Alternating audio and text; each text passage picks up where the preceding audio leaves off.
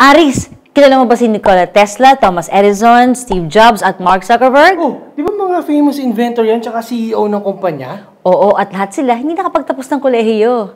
What?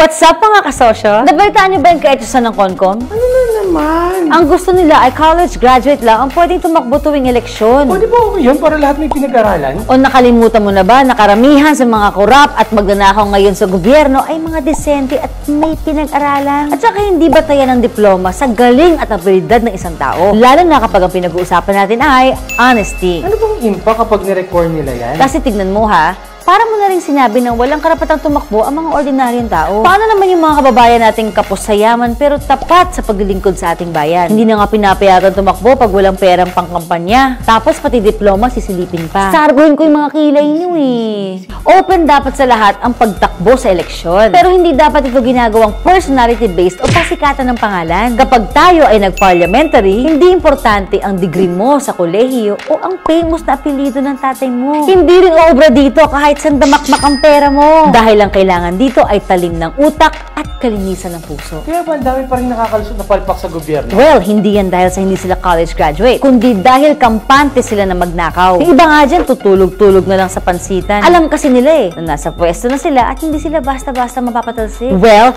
bad news for them kung magpa-parliamentary system tayo. Dahil gigisahin sila sa sarili nilang mga mantika via televised weekly debates, in-depth audit ng shadow cabinet, at ang vote of no confidence. Tingnan ko lang kung makatulog ka pang baboy ka, opisyalis ka. So, kitang-kita natin kung pepetiks-petiks lang sila. O worst, walang alam at puro pamerienda. Oo, kaya makakaasa tayo na ang mailalagay sa pwesto ay matitino para hindi sila mapahiya. Irregardless kung ano ang educational background mo. O ano pang inaantay nyo? Like, comment, share, and follow us for more 4-minute videos.